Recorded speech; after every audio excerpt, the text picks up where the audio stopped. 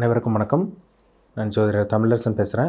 இந்த channel first time பார்க்குறவங்களா இருந்தீங்கன்னா சப்ஸ்கிரைப் பண்ணிக்கோங்க, பெல் பட்டனை கிளிக் பண்ணிக்கோங்க, ஆளுங்கிற ஆப்ஷன் இருக்கும் அதையும் சூஸ் பண்ணிக்கோங்க. அப்போ தான் நாங்கள் போடுற பதிவுகள் எல்லாமே உங்களை வந்து சேரும். இன்றைக்கி நம்ம இந்த பதிவில் பார்க்க போகிற தலைப்பு நட்சத்திர பலன்கள்.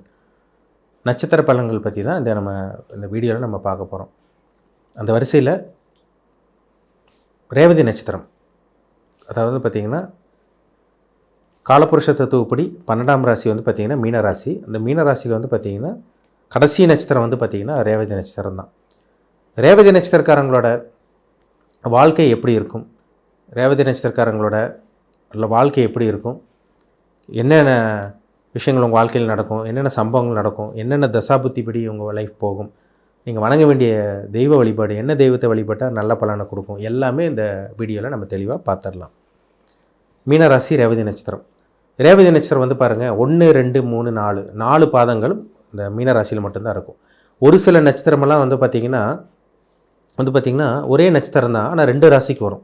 அது வந்து உடைப்பட்ட நட்சத்திரம். உடைப்பட்ட நட்சத்திரம் வந்து பார்த்திங்கன்னா ஒரே நட்சத்திரம் வந்து 2 ராசிக்கு வரும். ஆனால் மீனராசி ரேவதி நட்சத்திரம்னாலே வந்து பார்த்திங்கன்னா அது மீனராசிக்கு மட்டும்தான் பொருந்தும். சரிங்களா? அது மீனராசிக்கு மட்டும்தான் ரேவதி நட்சத்திரம் வரும். ஏன்னா அது உடைபடாத முழுமையான பாதங்கள் கொண்ட நட்சத்திரம் தான் ரேவதி நட்சத்திரம். 4 பாதங்களும் உள்ளடக்கிய ராசி தான் இந்த மீனராசி. பொதுவாகவே மீனராசிக்காரங்க நல்லவங்களாக இருப்பாங்க, அதில் மாற்றமே கிடையாதுங்க. ஏன்னா குருவோட வீடு, நல்ல குணம் இருக்கும், நல்ல மனம் இருக்கும், நல்ல மனசு இருக்கும், உங்களுக்கு நல்ல மனம் படைச்சவங்களாக இருப்பாங்க. ஏன்னா சந்திரன் வந்து பார்த்திங்கன்னா அங்கே குருவோட வீட்டில் தான் இருக்குது. அப்போ சந்திரங்கிறது மைண்டு, யாருக்கும் எந்த கெடுதல் பண்ண மாட்டாங்க. அதே வந்து பார்த்திங்கன்னா இல்லாதவங்களுக்கு கொடுத்து உதவி செய்கிறது, நல்ல குணம் படைச்சவங்களாக இருப்பாங்க. மனசு இருக்கும். ஒரு சில பேர்லாம் கஞ்சத்தனப்படுவாங்க, கொடுக்க மனசு வராது. ஆனால் இவங்களுக்கு வந்து கொடுத்து உதவி செய்கிற குணம் பெரிய அளவுக்கு இல்லைனாலும் அவங்கவுங்க வந்து பார்த்திங்கன்னா முடிஞ்ச அளவுக்கு கொடுத்து உதவி செய்கிற அந்த மனம் இவங்ககிட்ட ஜாஸ்தின்னு சொல்லலாம். சரிங்களா? இல்லாதவங்களுக்கு கொடுத்து உதவி பண்ணுவாங்க. இறை வழிபாடு ரொம்ப முக்கியமாக சொல்லப்போனால் இறை வழிபாடு ரெகுலராக ஃபாலோ பண்ணுவாங்க. ஆன்மீகவாதின்னு சொல்லலாம். மீனராசி ரேவதி நட்சத்திரக்காரங்களெல்லாம் ஆன்மீகவாதி தான். அது வந்து பார்த்திங்கன்னா அது புதனுடைய நட்சத்திரங்கிறதுனால ரேவதி வந்து பார்த்திங்கன்னா புதனுடைய நட்சத்திரம். புதனுடைய நட்சத்திரத்தில் பிறந்தவங்களே நம்ம சொல்லவே வேண்டாம். அந்த அளவுக்கு ஒரு டேலண்டான பர்சனாக இருப்பாங்க. கம்ப்யூட்டர் நாலேஜ் உங்களுக்கு இருக்கும், நல்ல புத்தி கூர்மையுடையவர்களாக இருப்பாங்க, புத்திசாலியாக இருப்பாங்க, உலகத்தையே அறிஞ்சவங்களாக இருப்பாங்க. ஏன்னா புதன்கிறது புத்திக்குண்டான கிரகம், அறிவுக்குண்டான கிரகம். இதெல்லாமே வந்து பார்த்திங்கன்னா இந்த நட்சத்திரத்துக்கு உண்டான கேரக்டர். அப்போ புத்திசாலியாக இருப்பாங்க, அறிவாளியாக இருப்பாங்க, நல்ல டேலண்டான பர்சனாக இருப்பாங்க. இதெல்லாமே இந்த நட்சத்திரத்துக்கு உண்டான குணம் சொல்லலாம். சரிங்களா? இப்போ இந்த புதனுடைய நட்சத்திரத்தில் வந்து பார்த்திங்கன்னா ரேவதி நட்சத்திரம் புதனுடைய நட்சத்திரம். அந்த புதனுடைய நட்சத்திரத்தில் பிறந்தவங்களுக்கு பிறக்கும் போதே புதனோட தசை தான் நடக்கும். புதன் வந்து 17 வருஷம் தசை நடத்துவார். புதன் வந்து 17 வருடங்கள் தசை நடத்துவார். இருக்கிறதுல சின்ன கிரகம் புதன் தான்.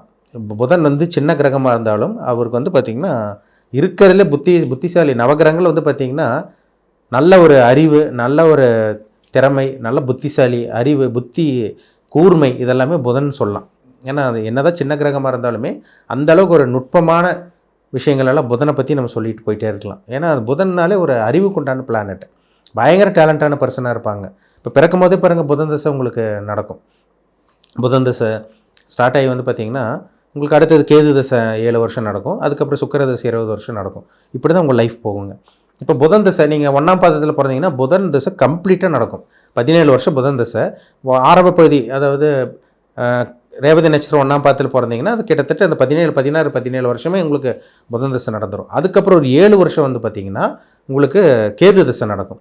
ஒரு சில பேருக்கு புதன் தசையே நல்லாயிருக்கு. ஒரு சில பேர் பிறக்கும் போதே வந்து பார்த்திங்கன்னா புதன் தசையிலே நல்லா இருக்குங்க ஒரு சில பேருக்கு. ஒரு சில பேர் புதன் கெட்டு போனவங்களுக்கு அந்த 17 வருஷத்துக்குள்ளே அந்த ஸ்கூலில் ஏதோ ஒரு படிப்பில் தடங்கள், படிப்பில் தடை, படிப்பு மேலே ஆர்வம் இல்லாமல் போகிறது, இதெல்லாமே இந்த புதன் தசையில் நடந்துடும்.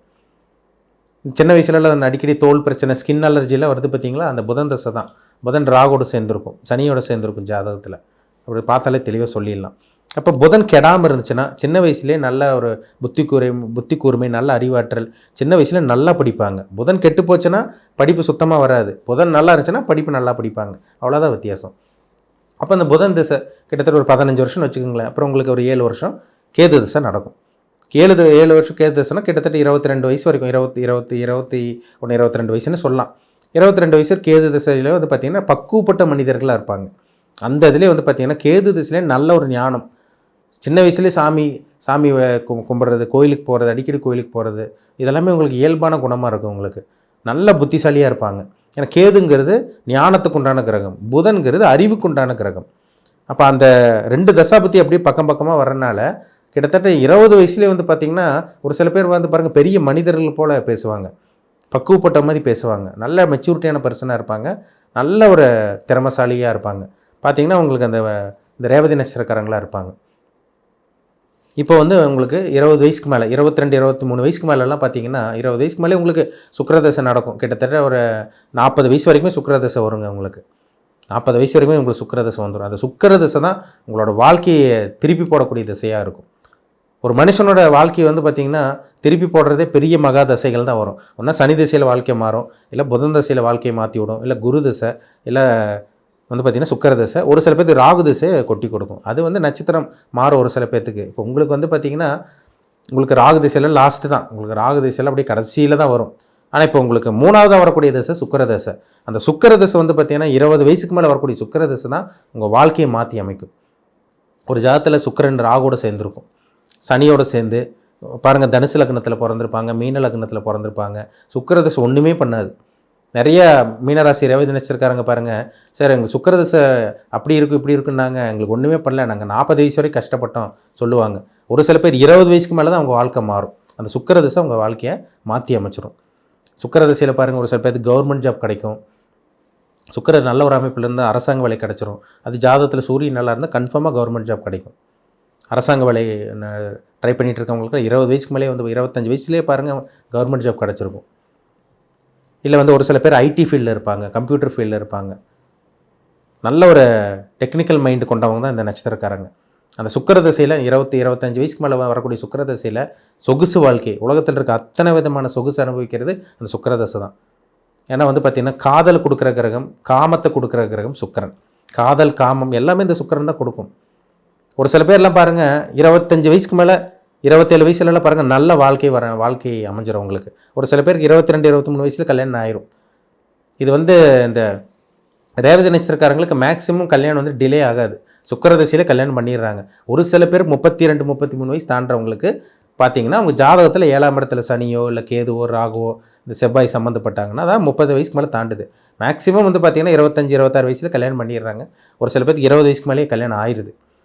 அது வந்து பார்த்திங்கன்னா அந்த சுக்கிரன் வந்து பார்த்திங்கன்னா அது காதலை கொடுக்குற கிரகம் சுக்கிரன், காமத்தை கொடுக்குற கிரகம் சுக்கிரனாக இருக்கிறனால நல்ல ஒரு இல்லற வாழ்க்கை, நல்ல ஒரு தாம்பத்திய வாழ்க்கை, நல்ல ஒரு வாழ்க்கை துணை இதெல்லாமே இந்த சுக்கிர திசையில் அவங்களுக்கு கிடச்சிருது. அதில் சந்தேகமே கிடையாது. சுக்கிரன் நல்லா இருந்தாருன்னா சொகுசு அனுபவிக்க போகிறீங்கன்னு அர்த்தம். சுக்கிரன் கெட்டு போச்சுன்னா துன்பத்தை மட்டுமே அனுபவிக்க போகிறீங்கன்னு அர்த்தம். அதுதாங்க வித்தியாசம். அந்த ஜாதகத்தில் சுக்கிரன் நல்லா இருக்காரா, ராகுவோட சேராமல் இருக்காரா, சனியோட சேராமல் இருக்காரா, ராகு சனியோட சேராமல் இருக்கணும் சுக்கிரன்.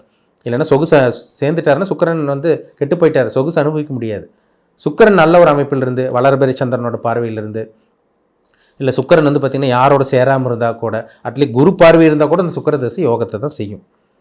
சரிங்களா? அப்போ சுக்கிரன் ரொம்ப முக்கியம். இப்போ 4ஆம் இடத்துலலாம் சுக்கிரன் இருந்தால் அவங்க நல்ல வண்டி வீடு வாகனம் சொகுசு வாழ்க்கை அமைஞ்சிடும். 7ஆம் இடத்துல சுக்கிரன் இருந்தால் வாழ்க்கை துணை நல்ல வாழ்க்கை துணை அமையும். 9ஆம் இடத்துல சுக்கிரன் இருந்தால் பாக்கியஸ்தானத்துலேருந்து அதிர்ஷ்டத்தை ஏற்படுத்தி கொடுப்பார். 5ஆம் இடத்துல சுக்கிரன் இருந்தால் அதுவும் அதிர்ஷ்டத்தை கொடுக்கும். பெண் வாரிசுக்கு உண்டான அந்த யோகத்தை ஏற்படுத்தி கொடுக்கும். 10ஆம் இடத்துல சுக்கிரன் இருந்தாலும் தொழில் வந்து பட்டை கிளப்புவாங்க தொழிலில். இந்த கார்மெண்ட்ஸ் ஃபீல்டில் இருக்கவங்க, கலைத்துறையில் இருக்கவங்க, அதே மாதிரி வந்து பார்த்திங்கன்னா இந்த ஃபுட் பிஸ்னஸ் பண்ணிகிட்டு இருக்கவங்க, ஹோட்டல் வச்சுருக்கவங்க, அறுசுவை உணவு வச்சுருக்கவங்க, ஸ்வீட் கடை வச்சுருக்கவங்க, இதெல்லாம் இருக்க பார்த்திங்களா அவங்களுக்கு ஜாதகத்தில் சுக்கிரன் நல்லாயிருக்கும். இந்த சுக்கிரதசை வரும். இப்போ இந்த சுக்கிரங்கிறது வந்து பார்த்திங்கன்னா உலகத்தில் இருக்க அத்தனை விதமான இன்பங்கள், சொகுசு வாழ்க்கை, ஆடம்பரமான வாழ்க்கை எல்லாம் அனுபவிக்கிறது அந்த சுக்கிரதசை தாங்க. அப்போ சுக்கிரன் நல்லா இருக்கணும், கிடக்கூடாது, தான் ரொம்ப முக்கியம். ஒரு சில பேருக்கு வந்து பார்த்திங்கன்னா 40 வயசுக்கு மேலே சூரிய தசை வரும். ஒரு சில பேருக்கு 40 வயசுக்கு மேலே வரக்கூடிய சூரிய தசையில் அந்த அரசாங்கத்தில் வந்து ப்ரொமோஷன் எல்லாம் கிடைக்கிது பார்த்தீங்களா. கவர்மெண்ட் ஜாப்பில் இருக்கவங்க ஆரம்ப பகுதியில் எதுவும் கிடைக்காது. ஒரு சில பேருக்கு 35 40 வயசுக்கு மேலே கிடைக்கும். அந்த சூரிய தசையில் தான் அவங்க நல்ல ஒரு வாழ்க்கையை பார்ப்பாங்க. அந்த சூரியன் நல்லா இருந்துட்டார், அந்த சூரிய தசை 6 வருஷமும் நல்ல ஒரு அதிகார பதவி, உங்களுக்கு கீழே அடுத்தவங்க வந்து பார்த்திங்கன்னா ஒரு 10-20 பேர் உங்கள் கீழே ஒர்க் பண்ணுறது, இதெல்லாமே இந்த சூரிய தசையில் நடக்கும். 45-40 வயசுக்கு மேலே வந்து பார்த்திங்கன்னா சந்திர தசை நடக்கும். அந்த சந்திரனும் ஜாதகத்தில் கெடாமல் இருந்துச்சிட்டாருன்னா அந்த சந்திர தசையும் உங்களுக்கு நல்ல ஒரு யோகத்தை கொடுக்கும். அந்த சந்திரன் வந்து என்ன பண்ணுவார், உங்களுக்கு அடிக்கடி ட்ராவல் பண்ணுறது, 40-45 வயசுக்கு மேலே வந்து பார்த்திங்கன்னா ஒரு இடத்துலேருந்து அடிக்கடி ட்ராவல் பண்ணுறது, அம்மா மூலமாக ஒரு சில பேருக்கு உதவி கிடைக்கும், அம்மாவோட பூர்வீகத்து கிடைக்கிறதெல்லாம் 40-45 வயசுக்கு மேலே நடக்கும் இந்த சந்திர தசையில். அதுக்கப்புறம் செவ்வாய் தசை, அது 7 வருஷம் நடக்கும். அதுக்கப்புறம் ராகு திசை. உங்களுக்கு ராகு திசையில் மேக்ஸிமம் வந்து பார்த்திங்கன்னா ஒரு சில பேருக்கு இந்த கடைசி காலமாக வரும் ராகு திசைனா 18 வருஷம். ஒரு சில பேர் இந்த ராகு திசையும் தாண்டுவாங்க. ராகு திசை தாண்டி குரு திசையில் தான் ஒரு சில பேர்த்துக்கு மரணம் ஏற்படுது அந்த டைமில். இதெல்லாம் அவங்க ஜாதகத்தில் நடக்கக்கூடிய தசாபுத்தி, கிரகங்கள் சேர்ந்த அமைப்பு, கிரகங்கள் என்ன கிரகங்கள் பார்க்குது, யாரோட சேர்ந்துருக்காங்க, என்ன இடத்துல இருக்காங்க, என்ன அமைப்பில் இருக்காங்க, யாரோட காம்பினேஷனில் இருக்காங்க, இதெல்லாம் ரொம்ப முக்கியம். சரிங்களா? அப்போது ரேவதி நட்சத்திரக்காரங்களுக்கு வந்து பார்த்திங்கன்னா ஆரம்ப பகுதியில் ஒரு சில பேருக்கு நல்ல வாழ்க்கை அமைஞ்சிருது. ஒரு சில பேருக்கு வந்து பார்த்திங்கன்னா சின்ன வயசில் கொஞ்சம் கஷ்டப்பட்டாலும் அந்த 20-22 வயசுக்கு மேலே தான் அவங்க வாழ்க்கை மாறுறதை பார்க்க முடியுதுங்க. ஏன்னா சுக்கிரதசை வாழ்க்கையை மாற்றி அமைச்சு கொடுத்துரும்.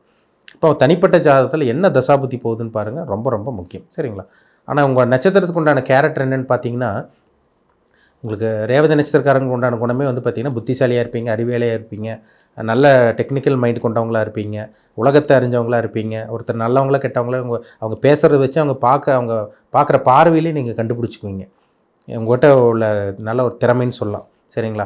ஆனால் கழுவுற மீனில் நழுவுற மீன் சொல்லலாம். ஏன்னா உங்கள் ராசிக்கு வந்து பார்த்திங்கன்னா ராசி சின்னம் என்ன, இரட்டை மீன், 2 மீன் தான்.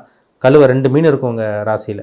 அப்போ கழுவுற மீனில் நழுவுற மீன். ஒரு பிரச்சனை வந்துச்சுன்னா அந்த பிரச்சனைலேருந்து எப்படி எஸ்கேப் ஆகணும், எப்படி நழுவி வெளியே வரணும்னு உங்களுக்கு நல்லாவே தெரியும். அது உங்களுக்கு நல்லாவே தெரியும். சரிங்களா? ஆனால் நல்ல குணம், நல்ல மனம், நல்ல கேரக்டராக இருப்பீங்க. யாருக்கும் எந்த கெடுதலும் பண்ண மாட்டீங்க. முக்கியமாக சொல்லப்போனால் ரேவதி நட்சத்திரக்காரங்க பயங்கர புத்திசாலியாக இருப்பீங்க, பயங்கர புத்திசாலி, நல்ல அறிவாளியாக இருப்பீங்க. ஆனால் யாருக்கு எந்த கெடுதல் பண்ண மாட்டீங்க. நீங்கள் உண்டு உங்கள் வேலையை இருந்து போயிட்டே இருப்பீங்க. அந்த மாதிரி ஒரு நட்சத்திரம் தாங்க ரேவதி நட்சத்திரம். சரிங்களா? பிரச்சனைன்னு ஒன்று வந்துட்டால் ஈஸியாக அதுலேருந்து வெளியே வருவீங்க. அந்த டெக்னிக்கல் மைண்ட் உங்கள்கிட்ட அதிகமாகவே இருக்கும். நீங்கள் வணங்க வேண்டிய தெய்வம் வந்து பார்த்திங்கன்னா உங்கள் ராசி அதிபதி குரு, உங்கள் நட்சத்திர அதிபதி புதன். அப்போ புதனுடைய ஸ்தலம் என்ன வந்து பார்த்திங்கன்னா உங்களுக்கு திருவெண்காடு, கும்பகோணத்தில் இருக்குது. திருவெண்காடுக்கு வந்து பார்த்திங்கன்னா புதனுடைய ஸ்தலம். வருஷத்துக்கு ஒரு தடவை போய் வழிபடுறது நல்லது. புதனுக்கு உண்டான தெய்வம் வந்து பார்த்திங்கன்னா பெருமாள் வழிபாடு பண்ணுறது ஒரு நல்ல ஒரு பலனை கொடுக்கும் உங்களுக்கு. வருஷத்துக்கு ஒரு திருப்பதி போயிட்டு வர்றது ஒரு நல்ல ஒரு மாற்றத்தை ஏற்படுத்தி கொடுக்கும். சரிங்களா?